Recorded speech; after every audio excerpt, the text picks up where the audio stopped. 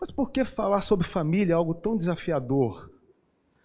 Porque quando você olha para trás no tempo, seja anos, décadas, séculos, você não consegue encontrar em momento nenhum um ponto histórico de dizer aqui havia uma família perfeita e o tempo deturpou.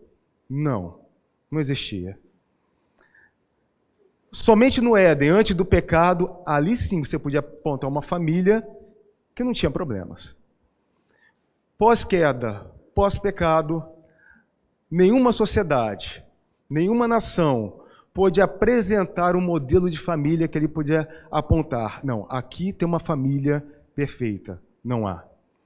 E com a mudança dos tempos, a mudança da modernidade para a pós-modernidade, as definições de família, de relacionamentos, são cada vez mais confusas. Abrimos os jornais, pais matando os enteados, sociopatas.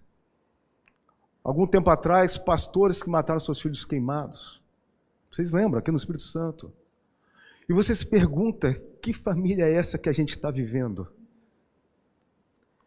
Que momento é esse que a gente não sabe mais identificar sobre a nossa família?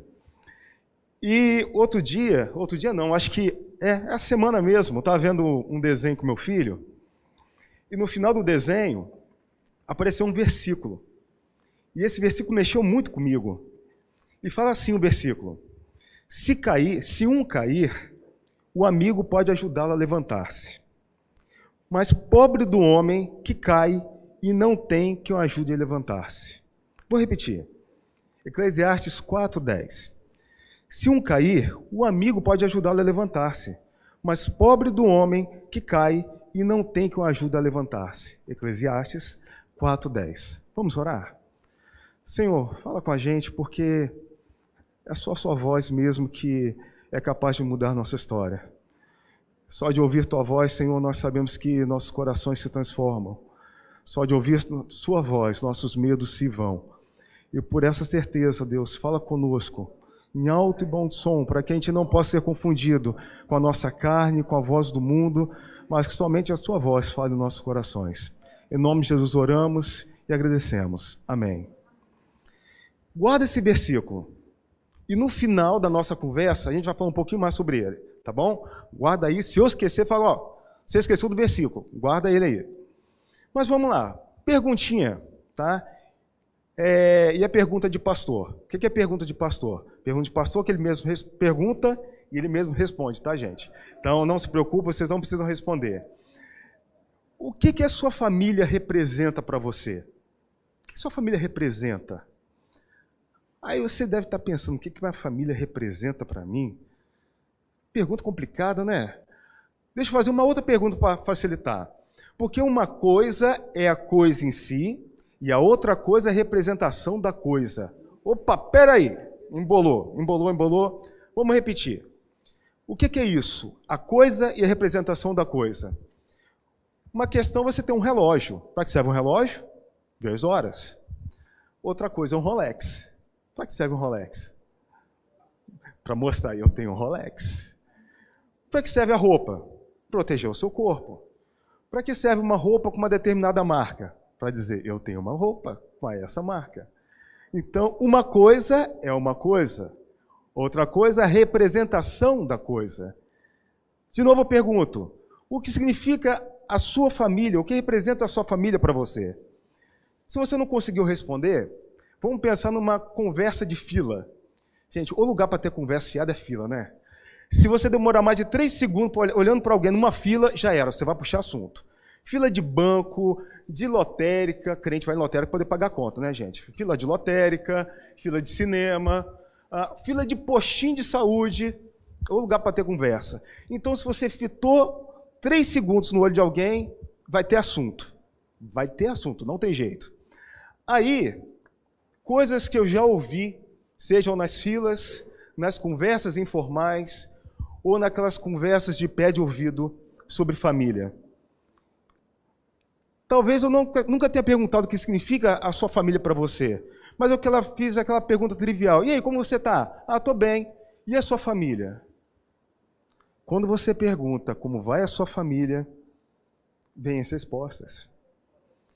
Minha família, eu me sinto cansado o tempo todo. Ninguém nunca me ajuda. Eu tenho que fazer tudo sozinho ou sozinha. Me sinto cansado ou cansada. Lembrando, irmãos, que aqui eu posso usar o masculino ou feminino, tá? Tanto faz. Não estou falando exclusivamente do gênero masculino ou feminino. Como vai sua família?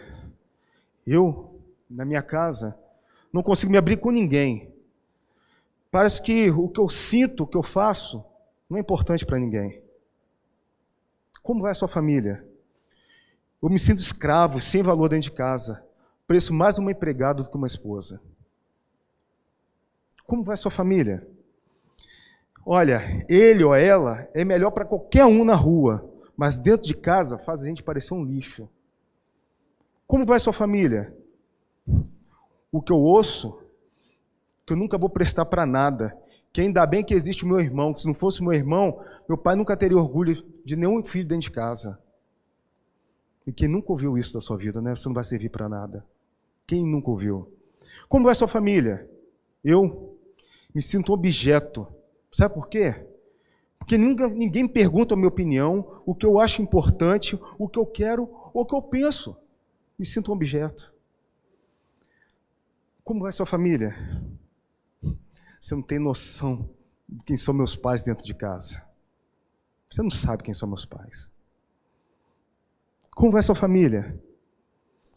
Tudo que eu queria é me sentir protegido pelo marido, mas ele é responsável com tudo.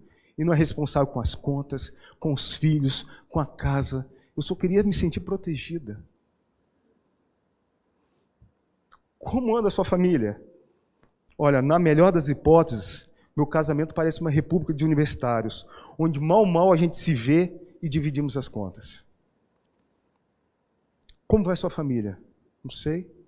Não sei até quando vou suportar minha casa, viver lá dentro daquele inferno. Como vai sua família? Meus filhos se toleram. Bom é quando cada um está no seu canto. Aí eu não vejo briga. Perguntar às vezes como está a sua família é ficar muitas vezes atônito com as respostas que nós ouvimos, porque as respostas não estão lá fora, estão aqui dentro. As respostas que vocês ouviram não são respostas aleatórias, inventadas, mas coisas de gabinete, de aconselhamento, de alguém que está gritando porque não consegue mais suportar a dor do seu lar. E aí você se pergunta, como fazer para mudar essa realidade? Como fazer? Porque não adianta nada eu sofrer no silêncio ou pedir ajuda se eu não tenho resposta de Deus para a minha vida. Mas a bênção toda é que Deus tem resposta para tudo. E tem resposta para nossas famílias também. E Deus apresenta, através da sua palavra, 4 representações. 4, baseado na teologia relacional de Deus. Como assim? Deus tem 4 representações baseadas na teologia relacional. O que seria a teologia relacional? Alguns autores arriscaram-se a dizer que Deus criou os anjos e o ser humano porque ele se sentia só. Heresia. Por quê? Porque Deus sempre teve a companhia da Trindade. E no hebraico, o termo que definia a relação da Trindade é uma dança eterna. E essa dança, para a gente não tem muito significado, porque somos ocidentais. Mas para o oriental isso tem muito significado. E o que significa essa relação com a Trindade? É uma relação de um Deus em 3 pessoas, que se diferenciam nos seus afazeres, que se diferenciam nas suas questões, nas suas potencialidades e nos seus afazeres. E esse relacionamento da Trindade vem para a família. Porque eu e minha esposa somos um. Mas cada um tem a sua potencialidade, tem seu afazer da mesma forma que a Trindade. E como Deus me ensina a se relacionar, a melhorar minha família? Primeiro, aliança. Deus me ensina a melhorar minha família através da aliança. O que é aliança? A aliança para Deus é um compromisso incondicional e supremo, determinado pelo próprio Deus. E o que significa aliança para o nosso relacionamento e para a nossa família? É a sensação, é a percepção, é a certeza de pertencimento, de amar e de ser amado. Quer ver isso na Bíblia? É quando Deus fala para o seu povo: olha, eu vos tomarei como meu povo, e eu vou ser o vosso Deus. Então vocês vão entender que eu sou Yahvé, o vosso Deus, que tirou vocês da carga pesada e injusta do Egito. E eu depois farei entrar na terra prometida, que prometi a Abraão, Isaque e a Jacó. Porque eu sou seu Deus. Não importa quantos inimigos irão marchar, não importa a água, o fogo, não importa a potestade que se levantar, eu sou o seu Deus, e com minha mão direita eu vou te sustentar. E quando Deus fala isso para o seu povo, Ele está falando o seguinte: olha, você é meu e nada vai tirar você da minha mão. Sabe por quê? Eu te amo e com amor eterno eu te amei. E quando Deus fala isso, Ele quer ensinar o que para a nossa família? Marido, passe isso para sua esposa. Você é minha amada. Você é minha amada. Esposa, fale para o seu marido: meu amado é meu. Isso é senso de pertencimento, que não importa a circunstância, eu vou ser sempre amada da minha esposa, sempre. E o marido sempre vai ser, e sempre minha esposa vai ser minha amada. E a aliança diz o seguinte: a aliança é incondicional, não importa o que vai acontecer.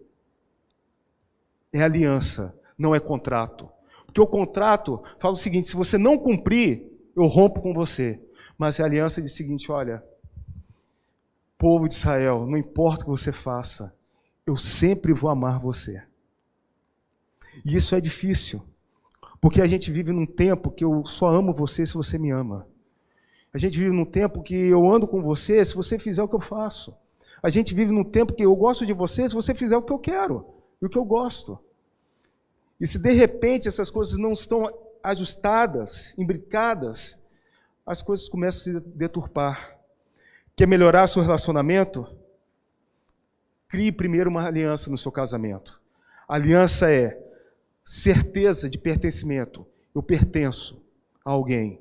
E mais do que pertencer, porque um escravo também pertence ao seu dono, mas não é essa relação de pertencimento, é a relação de amar e ser amado. Como anda a sua família? Você ama plenamente e é plenamente amada? Assim como Deus ama o seu povo, e o seu povo ama o seu Deus? Não é um contrato, porque Deus conhece a natureza humana, e Deus sabe que um dos grandes vazios, primeiro, é o vazio de Deus, e o outro vazio é desse relacionamento chamado casamento. Por quê?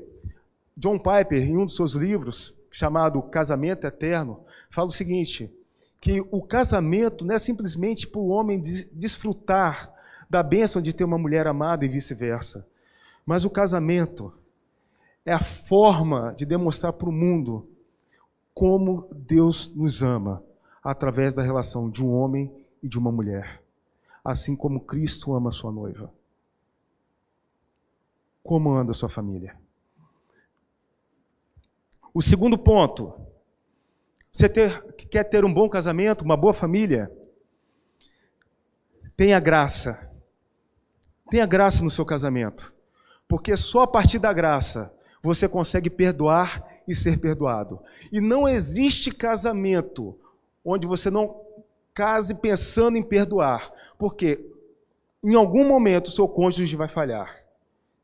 Porque são dois pecadores que em algum momento desse altar vão dizer sim. E quando dois pecadores dizem sim, em algum momento eu vou errar e minha mulher vai errar.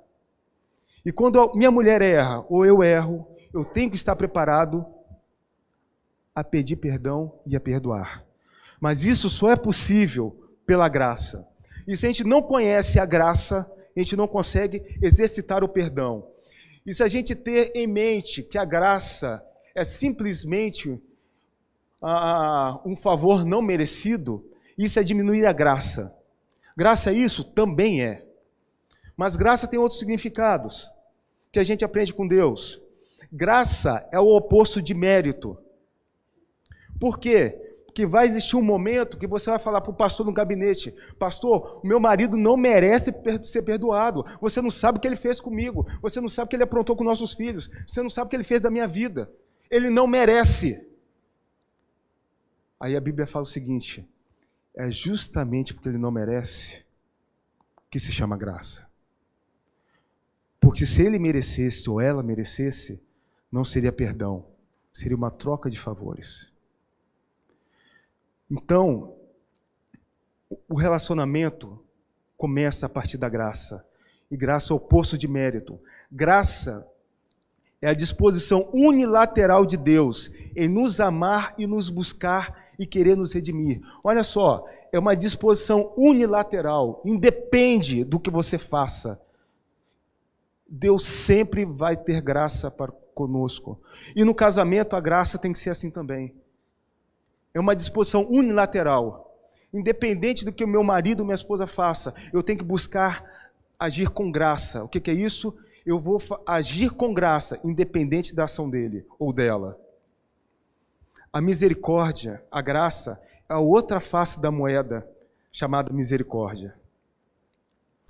E quando a gente começa a lembrar disso, a gente começa a entender que graça é o maior dos presentes para aquele que merece o maior dos castigos. Lembre-se disso. Graça é o maior dos presentes para aquele que merece o maior dos castigos. Quer um exemplo? O pai do filho pródigo. A gente acha essa história muito romântica, porque você não era o pai daquele menino. Senão você entender que não tem nada de romântico. Sabe por quê? Porque aquele menino, o filho pródigo, ele matou o pai em vida. Você, presta atenção. Pai, me dá tudo aí que você tem, a minha parte que eu vou embora. E isso para o judeu era altamente desonroso, porque era como dizer assim: você já morreu, estou nem aí para você, estou nem aí para o que você pensa, eu quero só a minha parte e estou indo embora. E a maior honraria de um pai judeu é poder criar seus filhos debaixo do seu conhecimento, do que ele crê. E quando o filho diz assim: olha, me dá tudo, me esquece, ele está dizendo: você morreu para mim. Ele matou o seu pai em vida. Era um pai, na verdade, aquele menino estava órfão de pai vivo, que ele pediu a morte do seu pai. E aquele pai não desistiu do seu filho. E seu filho volta. E o que aquele filho merecia? O maior dos castigos. E o que ele recebeu? O maior dos presentes. Um chinelo novo, um anel no dedo, e uma grande festa. E quando aquele filho que estava em casa falou assim: pai, o que é isso? Eu estou aqui todo dia e você não faz nada para mim. Eu imagino que ele deve ter falado assim: filho, eu não conto créditos. Eu disse: pai, eu não fiz nada para merecer você, nem essa festa. E eu imagino o pai falando: filho, eu não conto débitos. É a graça. Você quer melhorar seu relacionamento, sua família, com seu filho, com a sua esposa, com seu marido? Exerça a graça. E eu quero fazer um parênteses aqui de uma coisa que me incomoda muito.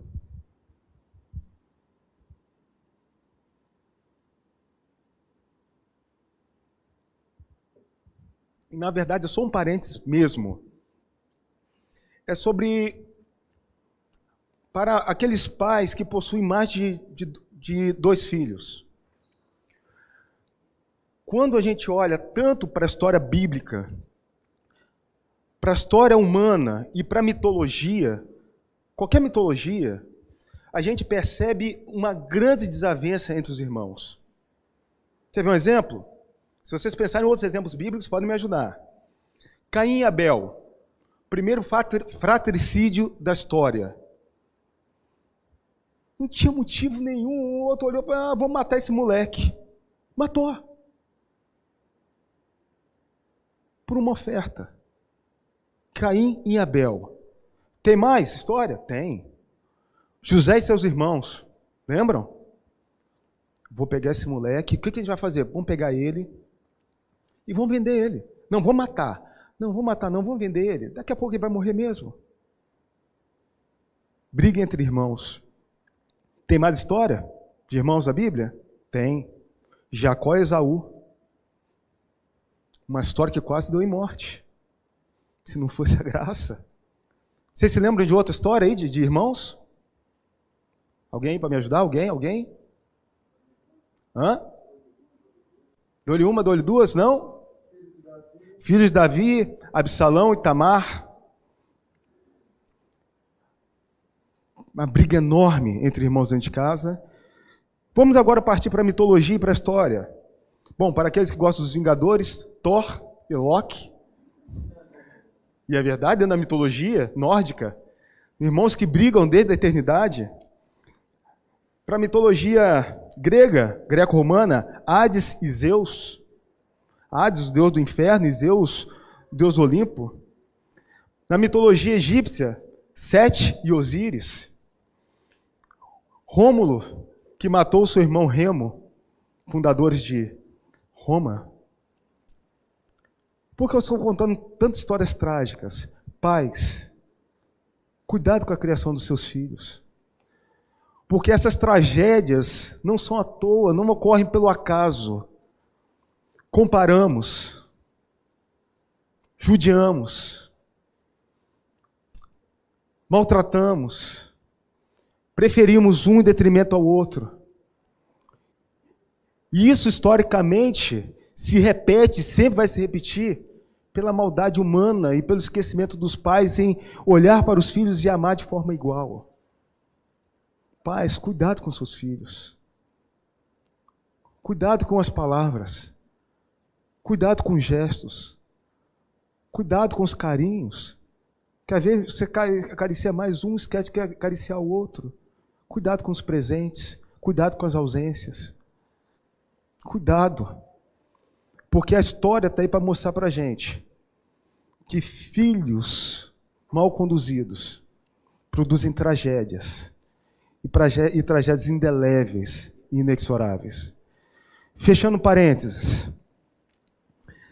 Você quer ter uma boa família? Você precisa de intimidade. Conhecer e ser conhecido. Salmos 25:14 diz o seguinte: os segredos do Senhor é com aqueles que o temem, e Ele mostrará a sua aliança. Jeremias: clama a mim e responder-te-ei, e anunciar-te-ei coisas grandes e firmes que ainda não sabes.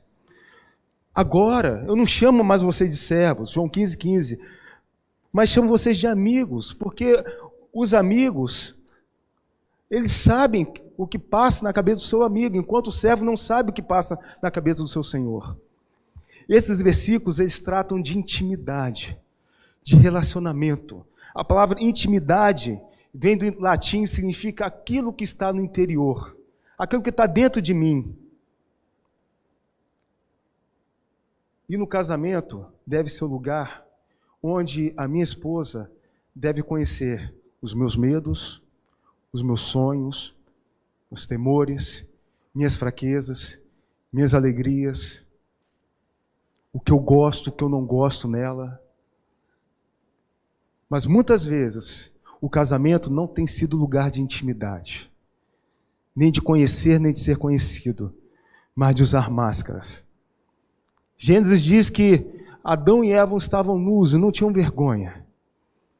E a gente precisa voltar para esse modelo de casamento, onde a gente pode olhar um para o outro e saber exatamente o que estamos vendo. Não máscaras.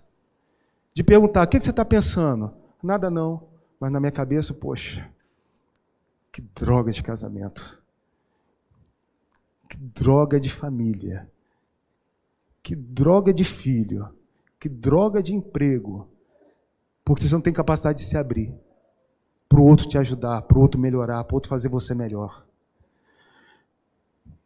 Um casamento, uma família de verdade, é feito de intimidade, aquilo que está no meu interior. E você sabe o que é pior de tudo? Que muitas vezes no gabinete pastoral, uma das coisas que o pastor mais ouve é o seguinte: pastor, eu nunca disse isso para ninguém. Não é verdade, pastor? Nem minha mulher sabe, nem meu marido sabe. E é triste essa realidade. Saber que qualquer outra pessoa sabe, menos seu marido ou sua esposa, daquilo que se passa no seu coração. Quer melhorar seu casamento, sua família? Se conheça e se faça conhecido. Porque o princípio de relacionamento de Deus com o seu povo é esse. É Deus se mostrar para o seu povo e o seu povo se fazer conhecido para o seu Deus. E por fim, para melhorar nosso casamento, nosso relacionamento, a Bíblia nos fala que temos que aprender a servir e a ser servido. E isso se chama, dentro da teologia, de capacitação. O que é isso? Capacitação é o processo de ajudar a outra pessoa. Preste atenção nisso. É o processo de ajudar a outra pessoa a reconhecer o seu potencial, depois desenvolvê-lo por meio de encorajamento e de orientação. Isso inclui a ficar do lado da pessoa a fim de lhe dar segurança quanto aos seus dons e edificar a sua confiança, para que se torne tudo aquilo que tem habilidade de ser. Eu vou resumir isso. O que é a capacitação, que é o ato de servir e ser servido, significa? Da mesma forma que Deus falou com Moisés: Moisés, eu quero que você vá e liberte meu povo. Mas Deus, vai dar não, eu sou gago. Moisés, eu vou te ajudar. Mas Deus, eles não vão acreditar em mim. Pega o seu cajado, joga no chão, bota a mão no peito. Está entendendo, Moisés? Mas espera aí, sozinho eu não vou conseguir, eu vou mandar alguém junto com você. Ou então, quando Deus falou para Josué: Josué, tão somente esforça-te, tem de bom ânimo. Ou então, quando Paulo fala para a sua igreja: até que todos alcancemos a unidade da fé e do conhecimento do Filho de Deus e cheguemos à maturidade, atingindo a medida da plenitude de Cristo. Sabe o que esses 3 pontos têm em comum? Os 3 pontos têm em comum a seguinte questão: um bom casamento é quando você fornece o outro a capacidade dele ser melhor do que ele é e andar junto com ele ou com ela para que ele desenvolva o maior do seu potencial para você apresentar ele ou ela para Deus. Porque Deus se apresentou a Moisés: Moisés, eu não vou deixar você sozinho, você vai melhorar, você vai falhar melhor, você vai se apresentar para o faraó e você vai libertar o meu povo, eu vou estar com você, eu vou te ajudar, você não vai estar sozinho. E no casamento a mesma coisa. Amor, eu vou estar junto com você, você vai melhorar, você vai crescer, onde você tem defeito, eu vou te ajudar. Você está com medo, eu vou te encorajar, eu vou pegar pela sua mão, a gente vai junto. Sabe por quê? A minha missão é apresentar uma mulher melhor para Deus. E a missão da minha mulher é apresentar um marido melhor para Deus.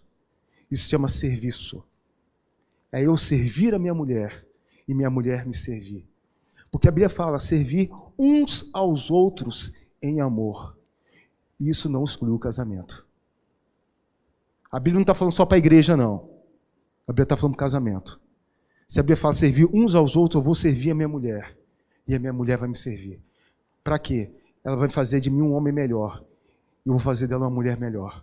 Através do quê? Da capacitação. Assim como Deus capacitou o seu povo, a Moisés, a Josué, e Cristo capacita a sua igreja, e o Espírito Santo capacita a sua igreja, nós, enquanto maridos e esposas, temos que capacitar o nosso cônjuge. Por fim, faço a mesma pergunta: o que sua família significa para você? A sua família significa um espaço, um lugar de graça? Significa um lugar de intimidade, de serviço, de aliança, ou do inferno na terra? O que a sua família significa para você? Se a sua família não significa um lugar de graça, intimidade, capacitação e aliança, você precisa de 2 coisas. Você precisa de tempo. Você precisa investir tempo para os seus filhos, para sua mulher, para o seu marido. E não só tempo, você tem que investir força. A Bíblia fala que a gente tem que amar a Deus de todo o quê? Todo o coração, de toda a nossa energia. E esse amor tem que ser transportado para a nossa família. Você tem que investir todo o seu tempo e toda a sua energia. Porque se tem tempo e sem energia, não há mudança. Não há mudança. Tem uma coisa que eu pedi para vocês me lembrarem, né? Do versículo. E o versículo diz o seguinte: Se um cair, o amigo pode ajudá-lo a levantar-se. Mas pobre do homem que cai e não tem quem o ajude a levantar-se. Gostaria de parafrasear esse versículo e dizer o seguinte: mas pobre do marido que cai e não tem a ajuda da mulher para se levantar. Mas pobre da mulher que cai e não tem o marido para ajudar a levantar-se. Mas pobre do filho que cai e não tem os pais para ajudar a levantar-se. Pobre do filho que cai, que não tem um irmão para ajudar a levantar-se. Que a nossa família, irmãos, seja espaço de graça, de intimidade, de serviço e lugar de amor. Se sua família não é assim, eu gostaria que você levantasse nesse momento, para que a gente possa orar, para que Deus edifique a nossa casa, porque nenhum lar aqui é perfeito. Todos nós temos nossas quedas e nossos percalços.